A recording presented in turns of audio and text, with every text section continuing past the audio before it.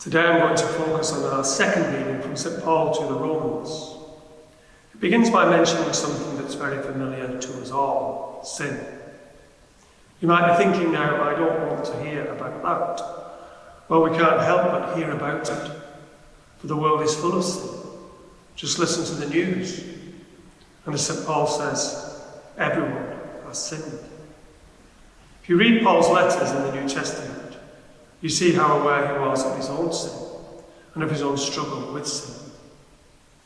However, sin is never a cause for despair. That is St. Paul's message. He mentions Adam's fall and then goes on to say the gift itself considerably outweighed the fall. The fall brought death, but divine grace, coming through the one man, Jesus Christ, came to so many as an abundant free gift. The world is full of sin. Our lives are all marked by sin. But the grace of God, the love of God revealed by Jesus Christ, is so much greater. It's abundant and it's free, pure gift. Look at the crucified Christ, so prominent here in our church, because it speaks more than words can of the love of God, the lengths to which our God went to show his love for us. And you know when we can truly appreciate the abundant free gift of God's love? When we are conscious of our sins, when we recognise our own unworthiness, because the abundant free gift of love is still offered, still there for the taking.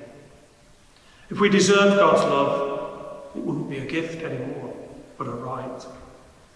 Love is always a gift, unearned, undeserved, freely given.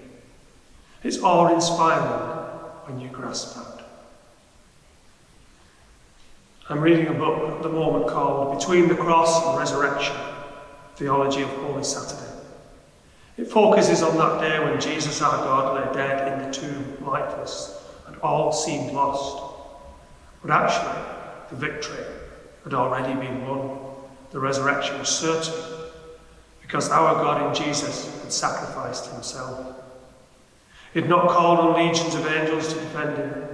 He had not turned on his persecutors, and had instead given up that most precious thing, his human life.